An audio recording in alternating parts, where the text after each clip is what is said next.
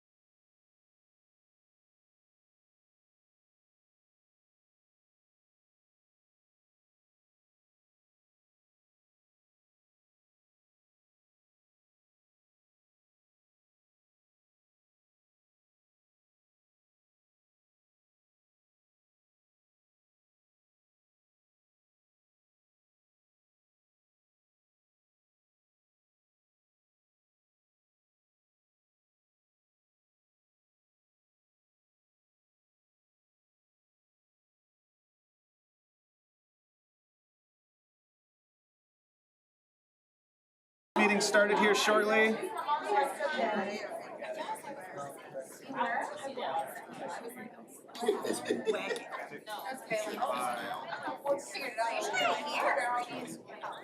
All right, we're going to be calling this regular meeting of the Board of Education to order at 6 p.m. on February 18th, 2026. If I could please have a roll call. Dr. Michael Thomas. Present.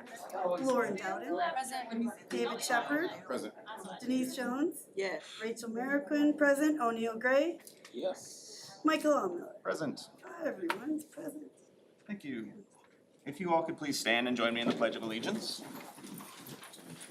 Pledge allegiance to the flag of the United States of America and to the republic for which it stands, one nation, under God, indivisible, with liberty and justice for all. Thank you very much. If the Board of Education could please review the agenda in front of them, and if there are no additions or deletions to be made, if I could have a motion to approve the agenda as presented. Motion to approve the agenda. Excellent. Is there a second? Second. Very good. Could we have a roll call, please? Dr. Michael Thomas. Yes. O'Neill Gray. Yes. David Shepard. Yes. Denise Jones. Yes. Lauren Dowden. Yes. Rachel Merrickwin. Yes. Michael Allmiller. Yay. There we go. Motion. Excellent. Thank you. At this time, we will go into staff reports. Dr. Woodland, if you would please take it away. Yes. My first report is from our CMS Student Impact Group, and introducing them will be Dr. Muller.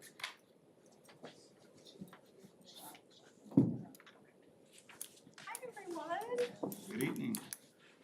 So today I'm really proud to introduce a group of students from our Principal Student Impact Group, Janayla Oliver, Leah Crawford, and London Orange. The purpose of the CMS Student Impact Group is to honor and elevate student voice, listening to their current reality at school so we can continue to learn, grow, and make CMS the best place it can be. In our previous meetings, the students said that they wanted our goal to really focus on community and bringing our school together. So at our meeting 2 weeks ago, a few of our students reached out to me and wanted to talk specifically about Black History Month. So at our meeting in the beginning of February, actually the students led an honest and thoughtful conversation about how we can celebrate Black History Month. And we talked about ways to increase opportunities for students to feel seen, heard, and represented. So their ideas were insightful, heartfelt, and rooted really in care for their classmates and our school community. So it's just another time to emphasize that I'm just grateful for their leadership and proud to share their voices with you this evening. So please join me in welcoming Janayla Oliver, Leah Crawford, and London Orange.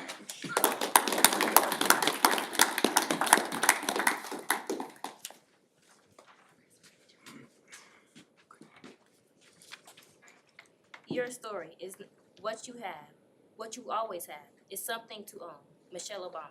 Here are our stories. I know I am unique. In every place I go, I embrace the specific beauty and complex of my identical story. In spaces where I'm pressured to blend in and be hidden, I stand out as my authentic self, defining the structural pieces of me, my curls, and the unique glamour of the color of my skin. I know I am intelligent. I find solutions to every problem through whatever challenges I'm forced to go through. I have control over my emotions no matter the situation, and I have the intellectual maturity to calm down any situation. If I cannot do great things, I can do small things in a great way. Dr. Martin Luther King Jr. We do great things. I know I am brave.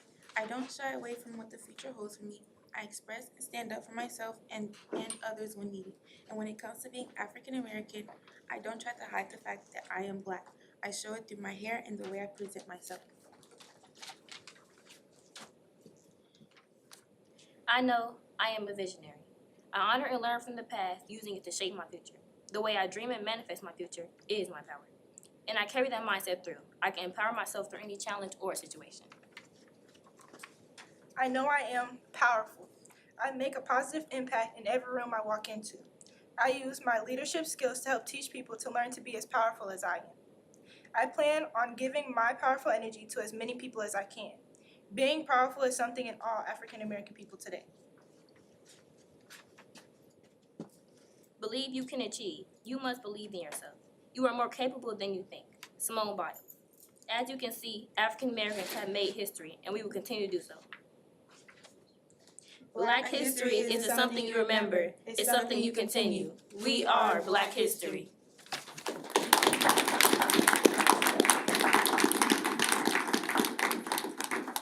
Thank you, ladies. Thank you so much for presenting. And it's also my understanding that you are going to be presenting tomorrow evening, is that correct, at our Black History Month event? Just a reminder to all of our board members, we have our Black History Month event tomorrow evening. That is at Southeast Elementary School, and it starts at 6 o'clock p.m. Thank you. Okay, so next up on our agenda, we have our 5 Essentials Survey reminder. So our 5 Essentials Survey is a survey that drives organizational culture and climate. It is our time to take our 5 Essentials Survey, and we encourage our parents to do so, and our principals dedicate specific time for our teachers to also submit that survey. The 5 indicators that positively affect school success are indicated in effective leaders, collaborative teachers, involved families, supportive environments, and ambitious instruction. And obviously, as you are all familiar with, our principals report out on our 5 Essentials results annually, and we do utilize this data in order to make positive and effective changes within our building, again, driving culture and climate. As you know, I'm a firm believer in organizational culture, and it really helps to support the academic side of our success, and we want to make sure that our teachers feel valued, heard, and appreciated in everything that they do, along with our parents and stakeholder feedback. So this is just a reminder that that survey is now open, and it closes on March 13th. Okay, next up is our strategic plan for our 26 through 29 school year. And I am pleased to present this with you tonight, and I'll be co-presenting with Dr. Carlson as well as Rebecca Terrell. And so I'm going through specific aspects, and I just want to first appreciate all the board members who attended either the virtual sessions or our final session that was in person most recently. One of the main pieces of feedback that I heard directly from the board, as well as our administrative team, our staff and stakeholders, is we have done so much in the district to really drive our goals, but how do we take those goals and really elevate them to the next level? So the process of strategic planning is to embrace continuous improvement, right? So we can always look at our test scores, look at our 5 essential surveys, look at what we're doing and determine where are we at, how do we improve, how do we get better. We reflect on our success. We've done so many things well.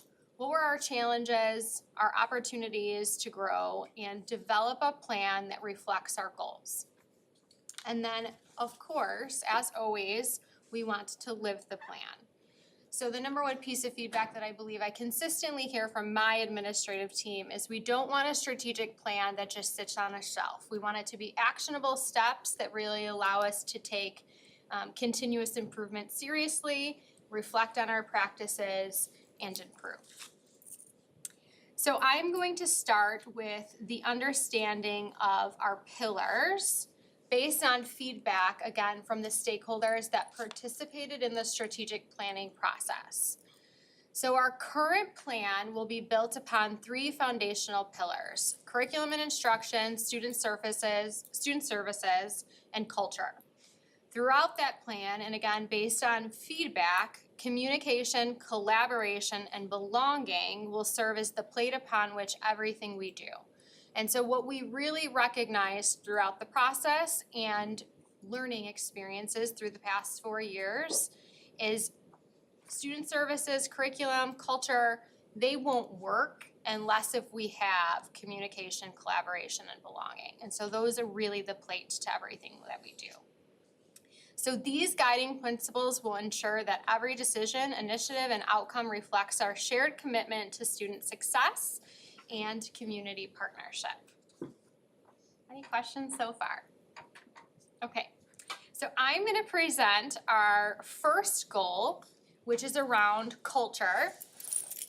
And our committee really emphasized the fact that we needed SMART goals to drive progress. So how do we measure our progress along the way? What are those benchmarks? I'm looking at my principal team in the back. They're really driven on data, like how do we really measure our success?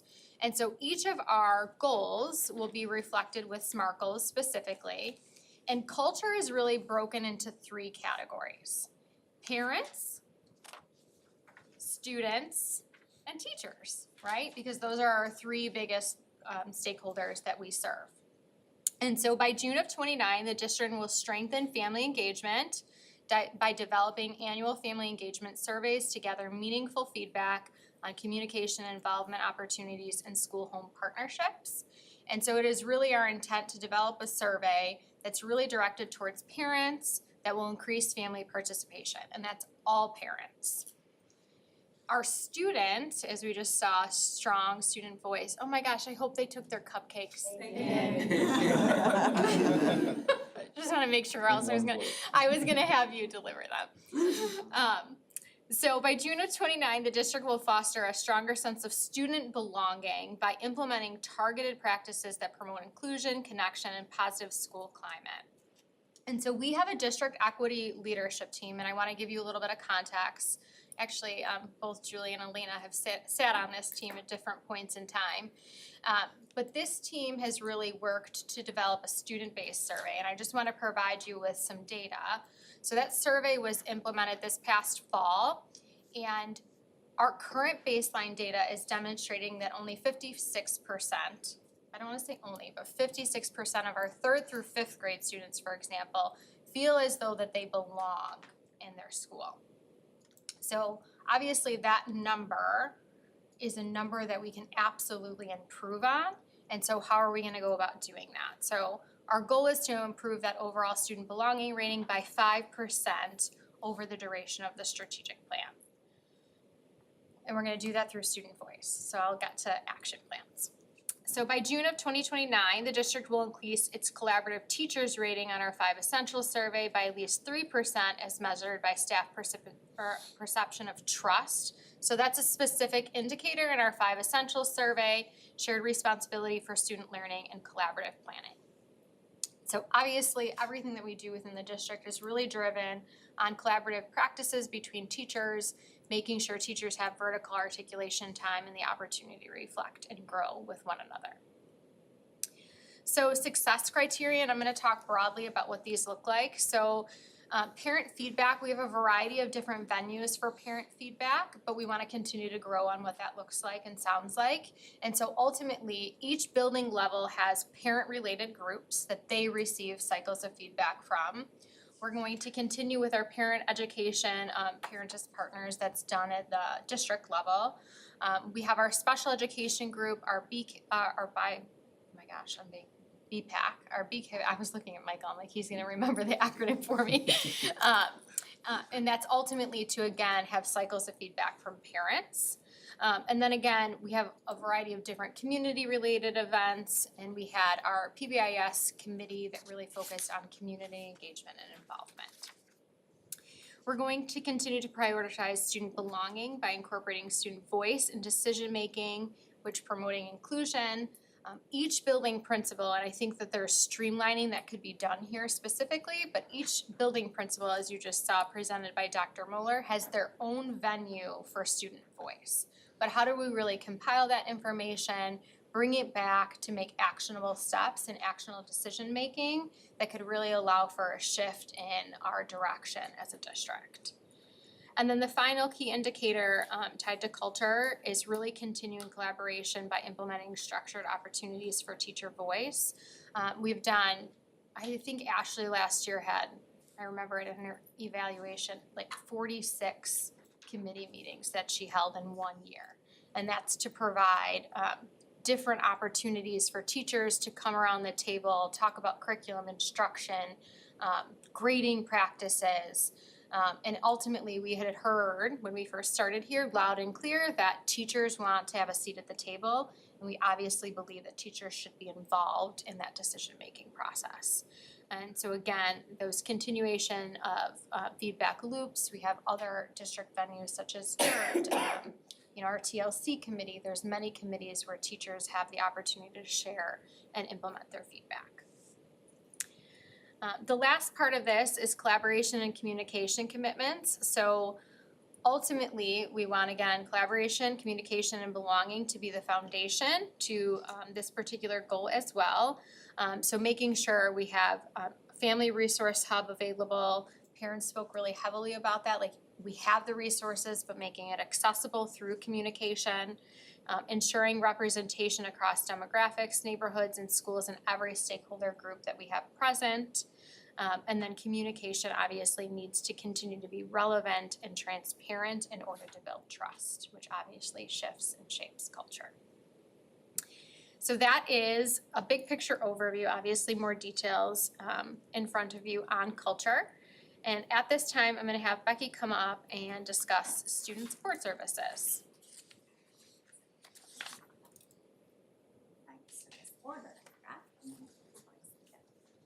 Okay, so I'm gonna talk a little bit about the 3 goals that we developed as a group.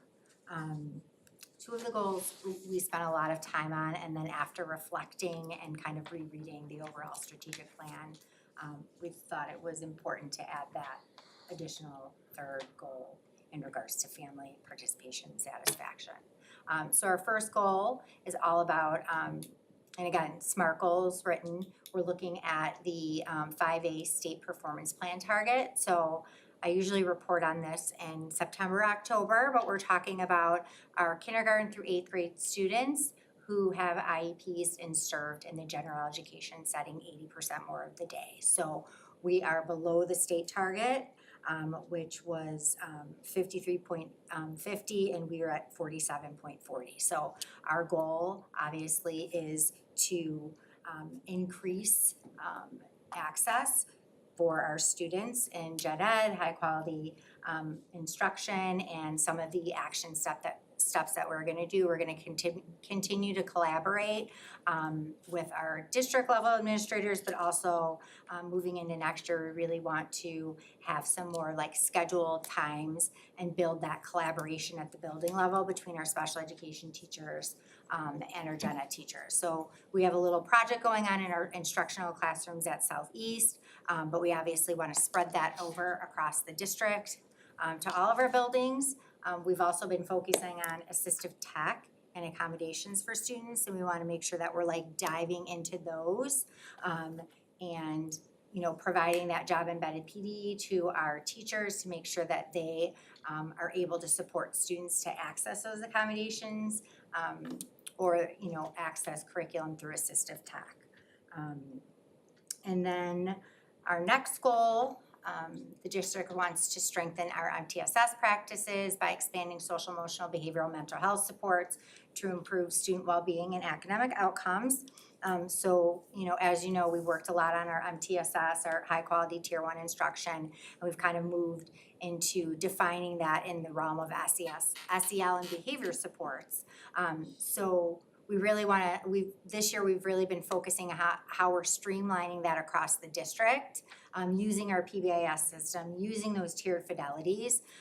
So again, rolling out next year, we kind of support our buildings, support at the building level, and then have a district level team kind of analyzing and determining where then each building needs that support based on their tiered fidelity.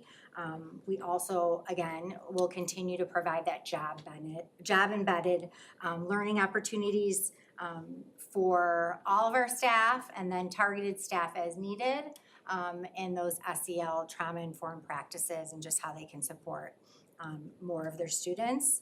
And then again, coaching, consultation, and then we're obviously always looking to expand our partnerships. I think that we have a lot of unique situations here sometimes. I'm sure most school districts too, but there are always so many people willing to help and willing to do the work to support families in getting some of those outside resources. So whether it's at the district level, the building level, we created through our DCLT that resource manual. I feel like we're always looking to explore and expand our partnerships. So And then our last goal really is about strengthening family participation and satisfaction in the special education process. So by providing structured, meaningful, equitable opportunities for families of students with disabilities to engage in IEP, 504s, trainings, advisory groups, and school activities. So we did establish our special education family, our CFAC group. So we've held a bunch of different parent workshops this year. One of the things that we learned last year was that transitions were a big,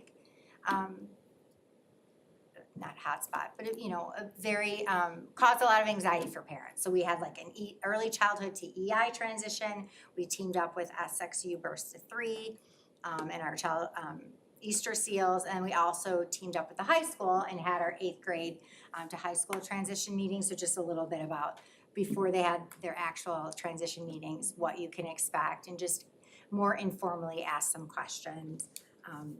We also had some of our speech pathologists from Northeast and Northwest, had a parent night at Northwest a couple weeks ago all about speech and language disorders and how they can facilitate play with their students' devices. So we're always looking at obviously our professionals in the district to put on some of those trainings as well.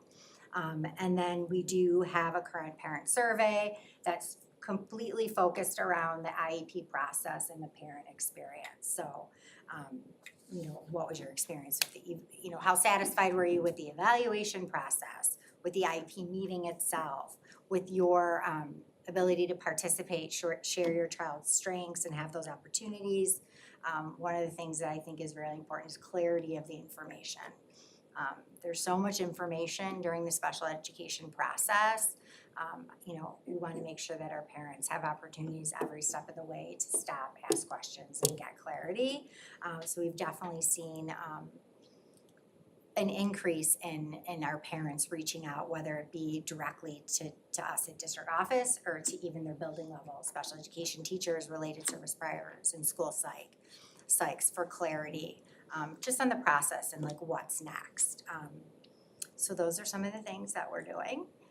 Again, I have the success criteria for each.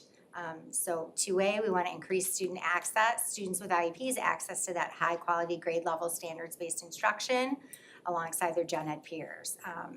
Success criteria 2, again, increasing the effectiveness of all our tiered SEL and behavioral interventions, ensuring implementation, fidelity, and progress monitoring, and making sure it's data driven. A lot of times SEL and behavioral of some kind can get a little tricky, so making sure we're having those conversations and looking at the data that we're using to identify students, support students, and progress monitor students. And then increase opportunities and events and activities for families of students with disabilities. So. And then, again, we have our communication commitments. So I think our last goal kind of centers a lot around communication as well. But again, establishing structured opportunities for parents. I think especially since post-COVID, a lot of parents appear busier, it's the drop off, it's the pickup. So just having opportunities where they're around other parents of students with disabilities. So that's really our goal. And then getting input from them directly, like, we obviously with the survey, we did leave it open-ended, any suggestions, because I feel like in order to make change, you need to know what exactly is it working. So, and then providing clear, timely, and accessible information. So making sure that all of the information and resources are posted on the website. We have our own little student support services hub, and then also to the building administrators so they can get those out as well. And then our belonging commitments. Obviously, we want to make sure that all of our students, especially those with disabilities, learn and grow alongside their peers to the greatest extent possible, and fostering an environment for our students as well as our families, welcoming and warm. So, pretty excited. Is that it? Thank you, Becky. Mike? So so we have several goals tied to student achievement, or two goals actually. We spent some time, I think, in the strategic planning process, kind of talking through these and getting feedback from the group, and I think that that was really helpful. We do a lot of work around student growth, and that obviously remains what our primary goal is to make sure that our students are growing a year's worth of growth within 1 year. But because of a lot of the work that we've put in, we want to also make sure that our students are becoming proficient on those grade level expectations. So kind of shifting that focus a little bit and really looking at what we can do to move those proficiency levels now. So our first goal really looks at overall, the district will demonstrate sustained progress toward maintaining commendable rating or a higher designation in all of our schools. It's designed by ISB, Board of Ed, accountability framework. The district will increase percentage of students meeting and exceeding ELA and math standards by an average of 0.6%. We went back and forth on this and we talked about, proficiency kind of fluctuates every year. You might have a year where you're up 2 points and the next year, you're down a point. So we really want to look at that average trend growth over time, and really get to a place where we have approximately 3 percentage points of growth. We did look at trends over the last few years, and that seemed more appropriate. We had 5 at first, and we decided it seemed a little steep. So that was the goal we settled on. That is all of our students, looking at proficiency overall. We also really want to focus in on some of these student groups specifically and make sure that we're doing what we can to close those gaps. So similarly, we will reduce identified student group proficiency gaps by the same an average of 0.6 percentage point annually, resulting in a total reduction of approximately 3 percentage points over 5 years. And we're really I'm going to talk about really our multi-tiered systems of support framework that's going to help us really focus in and be able to do that. So these are the 2 goals that we have identified for curriculum and instruction. Our success criteria will continue to implement the high-quality Tier 1 framework, collecting data, providing job-embedded professional development, and ensuring strong Tier 1 instruction for all students. Really, we know that the impact of instruction within the classroom is really what moves our proficiency levels. We've done a lot of work to make sure that we have research-based curriculum that meets our standards, and we really want to focus in on what we're doing within the classroom every day. We do our learning walks 3 times a year. We've designed our high-quality Tier 1 framework that is based on what we know is good teaching and what we at Evergreen Park recognize as good teaching and research-based instructional practices. And so we do those learning walks. And for this, we're really focused, for this success criteria specifically, we're really focusing on our component 3, which is our whole class instruction. So really that Tier 1 piece, what does that look like? And we collect that data 3 times a year, and then we really design our professional development in a job-embedded way with our instructional coaches, working one-on-one with teachers and working with teacher groups to make sure that they're able to meet all of those Tier 1 needs within their classrooms. Our second, Our second is the district will implement a consistent multi-tiered system of support plan district-wide. So that first success criteria really speaks to Tier 1, all of our students. And when we're talking about a multi-tiered system of support, we're really looking at who are our students that need that little bit extra, who are our Tier 2 students that maybe need a little bit of additional support, and who are our Tier 3 students that need maybe some more significant interventions. We've done a great job, I feel like, making sure that across the district, our Tier 1 practices, curriculum and instruction expectations and all of those things really are consistent, and we're now kind of shifting that to say what can we make sure that we're doing across the board at Tier 2 and Tier 3 across the district. All of our buildings we're doing great things. We want to pull the best from everybody and make sure that we all have a consistent way of approaching Tier 2 and Tier 3 interventions that'll meet the needs of those specific student groups that we have, more on an individual student basis. So those were our success criteria. So like Dr. Woodland said, communication and belonging, really the plate of which everything is based on. So communication, will communicate data and instructional decisions transparently. We want to make sure that we are sharing out that data and that we are making sure that everybody knows where are we with with our growth on our benchmark assessments, which we do share out, as well as our IAR results as well. So making sure that all of that is transparent and shared out regularly. And the district will share progress and outcomes from our MTSS implementation. We really did start piloting that process this fall, and formalizing it so that next year we can make sure that we have tweaked it as needed throughout this school year so we can roll it out at the beginning of next year. So sharing the progress of that as well. And then our belonging commitments. Students aren't gonna learn and become proficient in a place where they don't feel that they belong. So we need to make sure that occurs first and foremost. So fostering environments where staff, students, and families feel valued and heard, especially in those conversations about data and equity and their school improvement.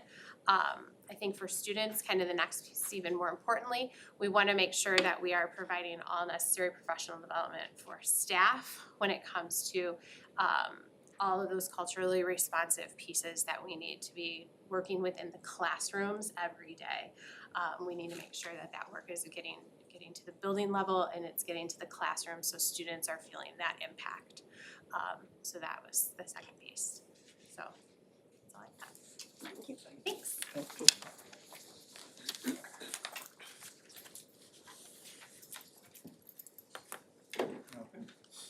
That concludes our report on strategic planning. I'm happy to answer any questions from any board members, comments. It is an action item. You also have it's now a 2-pager because our goals were expanded. You know, I love a good 1-pager, but it didn't fit on 1 Still page, got it on but- one page. Yeah, It front to technically- back. Very different process than last time, much more streamlined, but I definitely believe, you know, we're on the right track and we wanna just continue to do the great things that we're already doing. And I want to just kind of issue a challenge that I had given you a while ago on the previous strategic plan, and you guys did a great job of it, and I just don't want us to lose sight of it. Whenever presenting out an opportunity to tie things to the strategic plan, Yeah. it's always appreciated as a board member. We spend this time working on this thing. It's always nice seeing how the initiatives that are being executed on tie into the plan, and I think it's great for the community too. It just keeps it at the forefront, and I think that helps us keep it as like a living document so we can keep track of it, keep track of how it's going. Yes. So you guys did a great job in the last one. I'd love to see that continue. Yes, great point.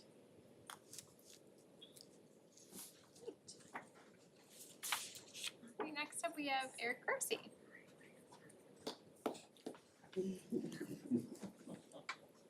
There's nothing about money in that plan, Eric, what the heck? No. Monthly financial statement of expenditures, pretty consistent expenditures for as other months, salaries and benefits took up just about all the expenditures. Revenues is a little bit of a different story, so we started to receive some of the revenues that were promised from Cook County. That tentative payment plan was not actually accurate, believe it or not. So, so we only received 34% of our fall tax collections so far, but at least it's something. And we're getting everything, so it's just a matter of time, so I'm just happy that they're starting to send it out. It's really And frustrating. you should be allowed to charge interest. That would be Yeah, nice. that's- Right? That's By the time they pay us, we can do middle school. Right, we could have allocated those funds efficiently. But that's one of the Until big we get it. frustrations that's out there right now. As a result, our fund balance has gone up. My expectation is for this fund balance to keep going up over the next month or two as a result of the revenue payments. They did announce yesterday that they fully expect for the tax payments to be on time for the spring time, but we all know, so. Yeah. Audit review, Lauterbach and Amen. The audit review will take place at next month's school board meeting. We had a memo put together from the auditors, and you guys should have that memo in your packet, In your email. email. Update on school fees for the 2026-2027 school year. The 2026-2027 registration fees will remain the same as prior year's fees, and that is early childhood is $20, kindergarten $50, grades 1 through 5 is $130, and grades 6 through 8 is $140. And then finally, this is just a reminder that year 2 of the tax abatement for the property tax relief grant is coming up. We have to have that submitted by April 15th to the state. And we have a certificate of abatement last year that we had covered both years, so now they will take care of it for us and submit on our behalf. But I still call them and bother them a lot just to make sure, cause yeah. Does anyone have any questions about any of the financials? I just wanna say, like, thank you to you and Jenna for being fiscally responsible. I mean, I think that when you see these numbers come in, like in knowing that tax payments can be delayed, and I mean, I think just kind of where things are at in our ecosystem right now, where we don't know what's gonna happen in 6 months. I just really wanna say thank you for you guys being fiscally responsible, where like, this wasn't a major issue like it could have been if we didn't have money saved up to handle these unforeseen or unfortunate circumstances. I appreciate that, thank you. Thank you. Thanks, everyone.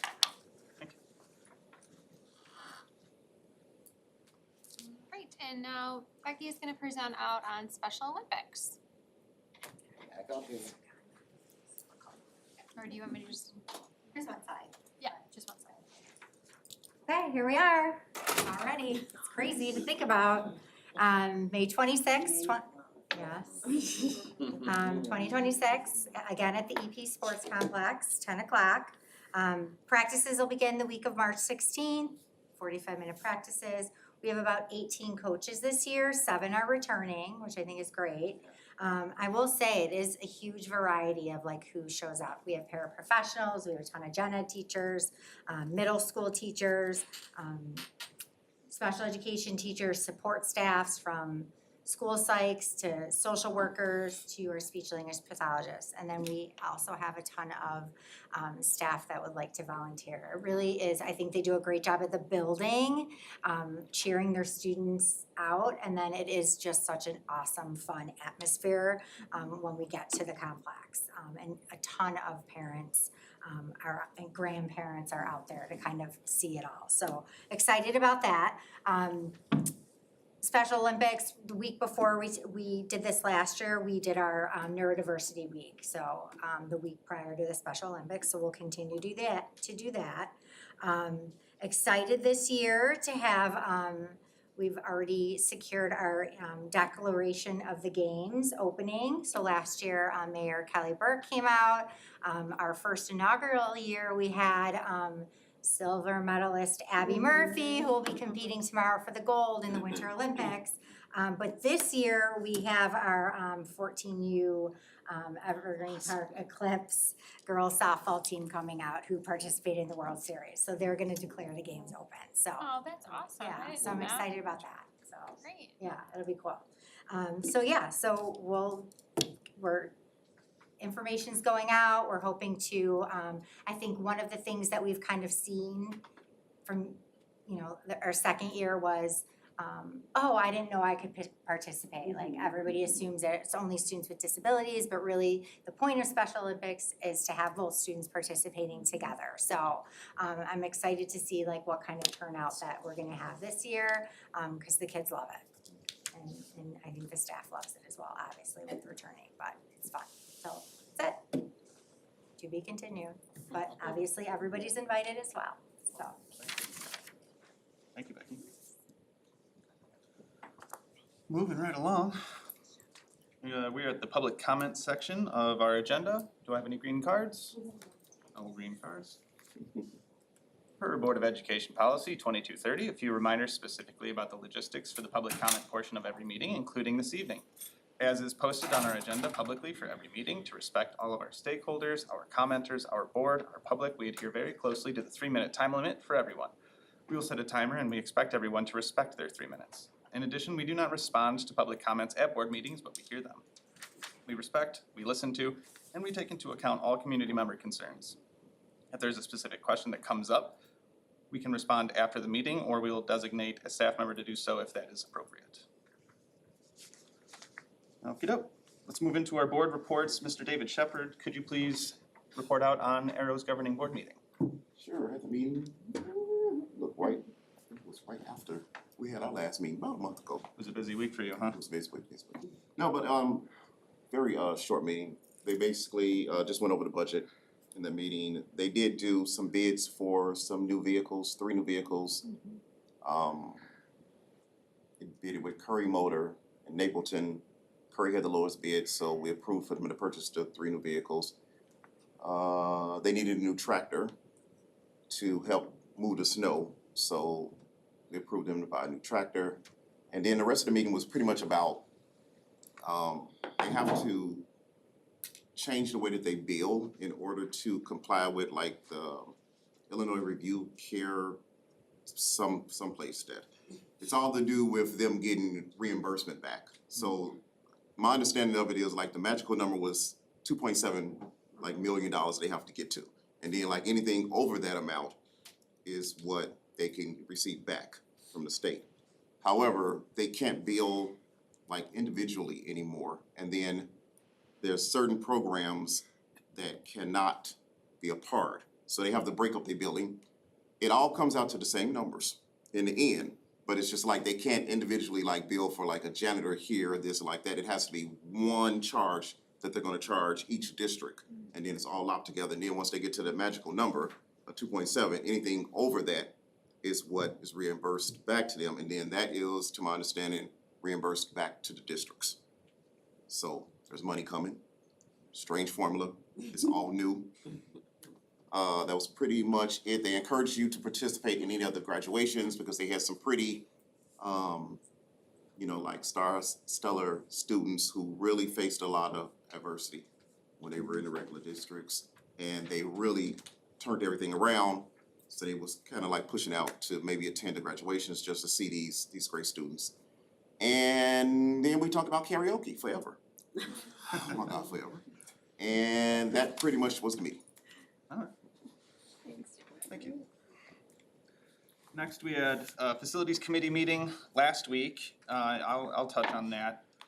So really, that was us kind of regrouping with our architects. Last month, I had tasked them with trying to come in with a lower number for a new central middle school. I gave them a very aggressive goal of 55 million. They did their darndest to try and hit that, and they kind of did, and I'll tell you why it was a kind of. They presented 2 options to us that were around that, like very, very near that number. But they were both options kind of focused on same old solutions at Central Middle School, where it was, they're gonna keep a portion of it, knock down the rest, and then do like a mega addition renovation. And while the number looked good, I don't know, it felt like morally, and with all these problems we've had at Central Middle School, it's just the wrong place to start, right? Starting with what has brought us to the need in general, which is a new building. And so the number that they came in at with still a new building, we were able to parse out some of like the frills and some of the nicer, more, top end finishes on it. I believe was, and correct me if I'm wrong, $68 million. So about $5.9 million cheaper than what was originally quoted in the original build of it. It's still a very similar building. I think it'll absolutely meet the needs of the community, and it'll certainly be an improvement. And logistically, it's just better because with that tiered build, there's an opportunity to keep school in session. That was like one of our major questions for the Franken buildings, as I was calling them, was Franken building. what do we, I was like, okay, so we knocked down 3/5 of the building or 3/4 of the building. Where are the kids gonna go? Right. Like, we gotta put them somewhere, and like literally we have no space, yeah. Oh, man. So we just decided that those options really weren't adequate. So I think what we really ought to do is move forward with this new number, this $68 million number, new Central Middle School. I think we should really start all of our communication, all of our messaging to the community. We have heard you. The initial project was too wide in scope and too high of a number.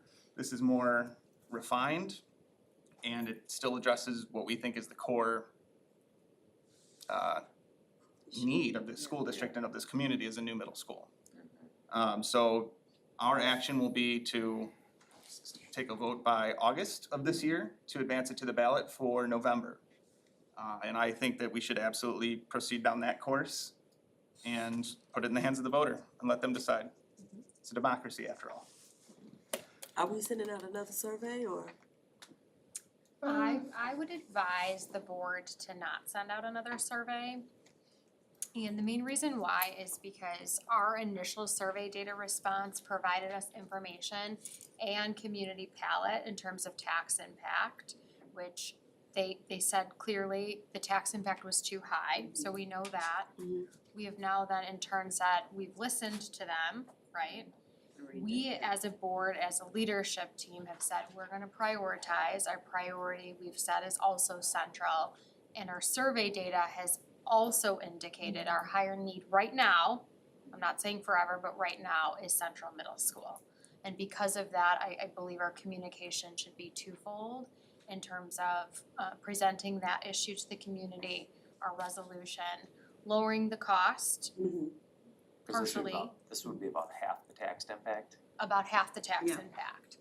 And so one of Michael and I's discussions and also at the facilities committee meeting, we intend to have the architect back in March as well as Tammy, who is PMA, who is our bond counsel, to really go through specific tax impact with the board so that we can start publicizing that in the larger community as a whole. Let's go. And we just let the voters make the decision. Yeah. And definitely some other action that I believe that we need to take in terms of, you know, as a reminder to the board, you know, as a board member, you can't take any additional action come August, but as a community member, you can. So really thinking through who's gonna help and support in leading any sort of campaign is really at the forefront of my mind, and really relying on our internal community members who have really conveyed to me, either personally, anecdotally, and said that they are a yes vote. They really do believe that this is best for our community, and really pushing that message out as much as possible. I anticipate doing some, and I'm open to feedback, I'm happy to discuss this publicly now. I'm open to doing informational sessions, I don't see a need for as many as we did. Maybe 2 potentially, and obviously I would only have them at Central. But I think smaller venues in which we have our direct parents, our parents who are currently existing in the community to really help support and push the campaign would be our best indication of success. Agreed. Any feedback? I mean, I think that, again, based off of our feedback, I think we heard, we listened, we accommodated. I mean, I think that this is the most pressing thing that the district has in terms of the quality of education that we can give our children is dependent on sometimes the structures around us. And I think that, you know, again, as a parent of a student who plays multiple sports and gets in and out of all of the other middle schools that are around, we're lacking. You know, we're behind our peers. I think that, you know, people move to this village because of the quality of services that we give our families and we give our children. So I think that to fix that problem is something that like needs to happen. I think just, you know, from people I've talked to, coming in at a number that's about half, I think is very beneficial for the taxpayer. I mean, you know, people, it's a real life concern in terms of finances and that tax bill going up, which it does every year. But I think that, you know, again, talking to the fiscal responsibility that we mentioned earlier, you know, this is another way that the district's being fiscally responsible to the community members who pay their taxes to give us, you know, the funds that we need to operate. But yeah, I think this is a phenomenal idea. I think like, let's do it, let's make it happen. Yeah, let's get a big gym. Get a stage, let's get a stage auditorium. I'm go out there on a limb here. We did not look into taking donations the last time, and I think this time we seriously have to. Okay. Because here's the problem, it's as we're putting all of the weight on the backs of the actual, you know, parents here, you know, actual senior citizens here. There's plenty of businesses here that will love to be part of history. Plenty of businesses here who, I mean, my son, he worked at the local, you know, pizza place here for a while, you know, plenty of businesses here that employs students, you know. why not have them on a sheet of paper showing that all of them are participating? That lets the parents say, oh, wow, they're all in, oh, yeah, I eat there at the pizza place all the time, you know what I'm into? Yeah. You know, maybe, and then, I mean, let's give them some kind of honor, let's build a wall inside the school of all the original donors of when it, you know, people's signature, whatever we wanna do, but we have to get more stakeholders. We can't let the actual taxpayers themselves, I mean, like the parents and the core people or the seniors, just believe they have to carry all the weight. So, I mean, even if they only donate $1, $100, $10, it's maybe a dime in a bucket, but it's still them participating in the future of the children. So I'm really hoping that we can do that this time, just to get that extra support. I'm open to it, as always with these kinds of things, I wanna talk to the lawyer, make sure that those are things that we can do. But yeah, I mean, I think it's gonna be a big lift from the community no matter what, and I think finding ways to have us all own it a little bit more than just through the tax bill is a great idea. Feels pride. Yeah.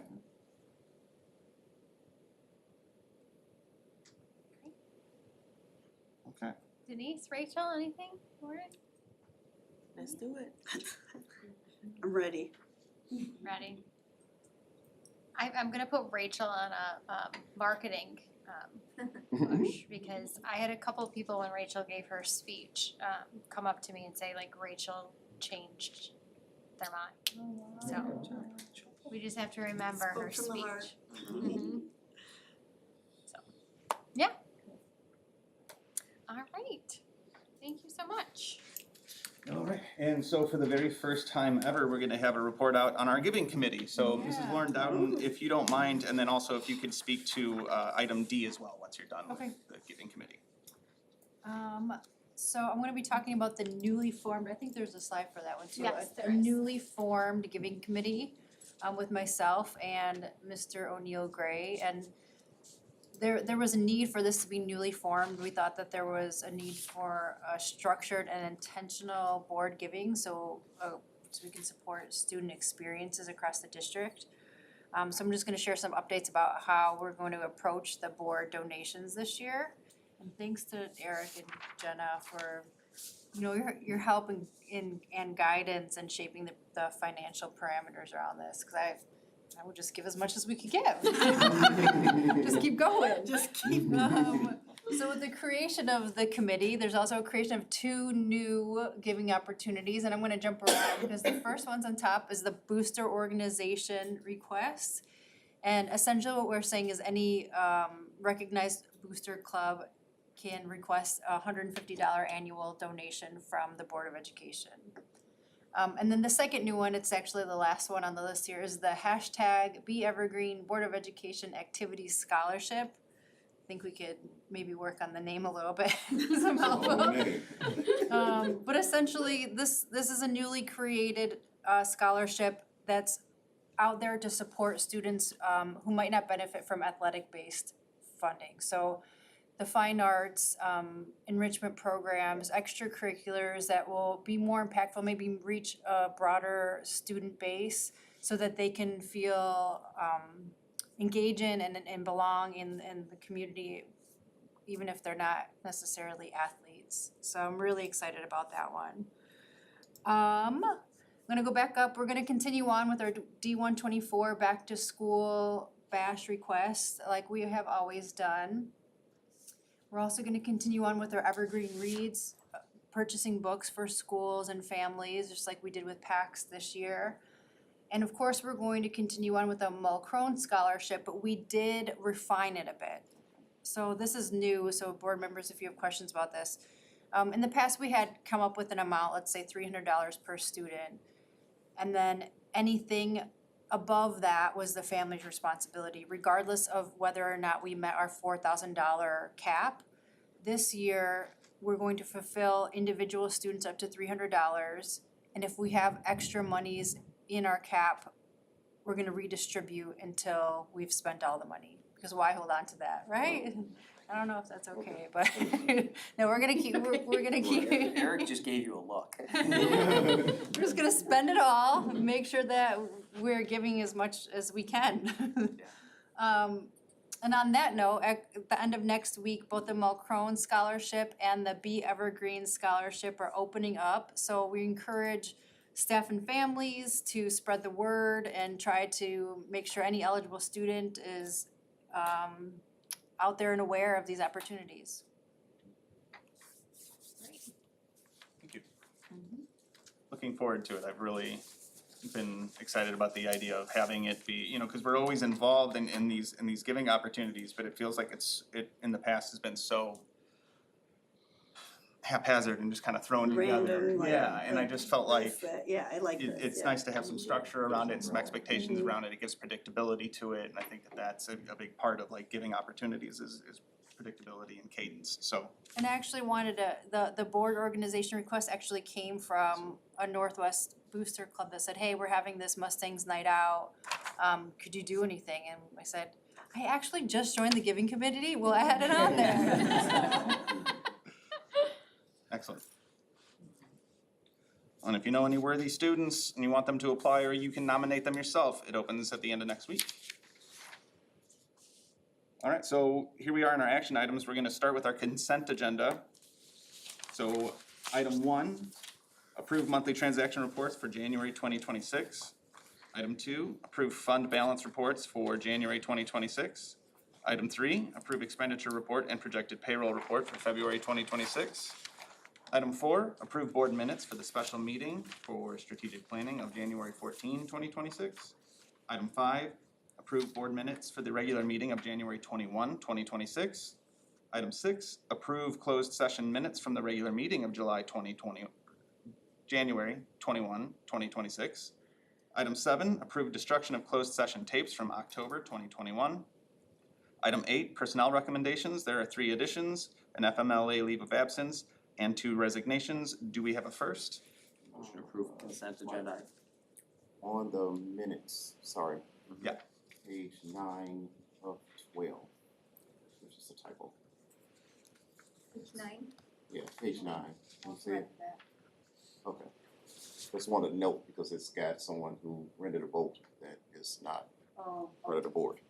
Okay, Thank you for catching yeah, that. thank you. All right. Okay.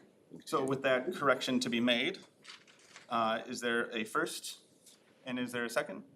Just a second. Could we have a roll call, please? Sure. Dr. Michael Thomas, Yes. David Shepherd, Yes. Rachel Merrickwin, yes. Lauren Dowden. Yay. O'Neill Gray, Yay. Denise Jones, Yes. Michael Almiller. Yay. Motion.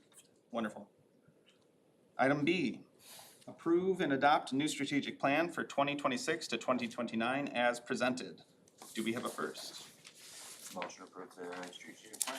Excellent. And a second?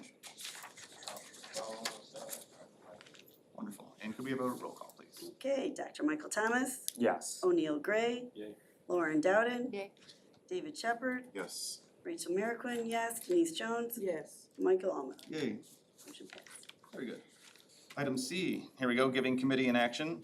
Approve Board of Education donation to Evergreen Reads not to exceed $2,450 for purchase of packs by Sarah Pennypacker. That's a fun name to say. Do we have a first? I'll make that motion. Do we have a second? Second. Is there, excuse me, can I have a roll call, please? Good, changing it up. Denise Jones, Yes. Lauren Dowden, Yay. O'Neill Gray, Yay. Rachel Merrickwin, yes. David Shepherd, Yes. Dr. Michael Thomas. Yes. Michael Almiller. Yay. Motion passed. Thank you. Item D, approve first reading of revised board policies 260, 510, 5200, and 6315 as recommended by the Illinois Association of School Boards. Do we have a first? I'll make the motion. Wonderful. Is there a second? Second. Could we have a roll call, please? Rachel Merrickwin, yes. Dr. Michael Thomas. Yes. O'Neill Gray. Yay. Denise Jones. Yes. David Shepherd, Yes. Lauren Dowden. Yay. Michael Almiller. Yay. Motion passed. Very good. Item E, approve second reading and adoption of revised board policies 260, 2120, 480, 510, 5200, 660, 6315, 770, and 7180 as recommended by the Illinois Association of School Boards. Is there a first? Motion to approve agenda item E. Excellent. Is there a second? I'll second. Very good. Could we have a roll call, please? Dr. Michael Thomas. Yes. David Shepherd. Yes. Denise Jones. Yes. Rachel Merrickwin, yes. O'Neill Gray. Yes. Lauren Dowden. Yay. Michael Allmiller. Yay. Motion passed. Thank you. Item F, approve first reading of revised board policy exhibits 270E and 2160E as recommended by the Illinois Association of School Boards. Do we have a first? I'll make the motion. Excellent. Is there a second? Second. Who wants it more? David. All All right. right. And roll call, please. Rachel Merrickwin, yes. David Shepherd. Yes. Lauren Dowden. Yay. Denise Jones. Yes. O'Neill Gray. Yay. Dr. Michael Thomas. Yes. Michael Allmiller. Yay. Motion passed. Excellent. Item G, approve second reading and adoption of revised board policy exhibits 270E and 2160E as recommended by the Illinois Association of School Boards. Is there a first? Motion approved agenda item G. Is there a second? I'll second it. Thank you. And could we have a roll call, please? Sure. Dr. Michael Thomas. Yes. David Shepherd. Yes. O'Neill Gray. Yay. Lauren Dowden. Yay. Rachel Merrickwin, yes. Denise Jones. Yes. Michael Allmiller. Yay. Motion passed. Very good. Item H, approve school fees for the 2026-2027 school year. Is there a first? I'll make the motion. Excellent. Is there a second? Second. Very good. Could we have a roll call, please? Rachel Merrickwin, yes. Denise Jones. Yes. David Shepherd. Yes. O'Neill Gray. Yay. Dr. Michael Thomas. Yes. Lauren Dowden. Yay. Michael Allmiller. Yay. Motion passed. Very good. Item I, approve year two tax guys, I'm just, it's time to go to closed, I guess. Approve year two tax abatement aligned with property tax relief grant. Is there a first? Motion to approve agenda item I. Excellent. Is there a second? Skip it. Second. Who wants some more? Okay. O'Neill Gray. Okay. She I gave it to you. There you go. you, Greg. All right. You're good. Roll call, Dr. please. Dr. Michael Thomas. Yes. O'Neill Gray. Yay. Denise Jones. Yes. Rachel Merrickwin, yes. David Shepherd. Yes. Lauren Dowden. Yay. Michael Allmiller. Yay. Motion passed. Excellent. All right, at this time, we are going to recess to close session to discuss the appointment, employment, compensation, discipline, performance, or dismissal of specific employees of the district or legal counsel for the district, including hearing testimony on a complaint lodged against an employee or against legal counsel for the district to determine its validity, 5 ILCS 120/2C1 as amended by PA 930057. And the placement of individual students in special education programs and other matters relating to individual students, 5 ILCS 120/2C10. All in favor? Aye. Excellent. All right, everybody at home, 7:02. the stream is about to end. All of you here, thank you so much for attending. You're welcome to stay. We don't know when we will be back from closed session though, so no pressure. Grab a cupcake on your way out.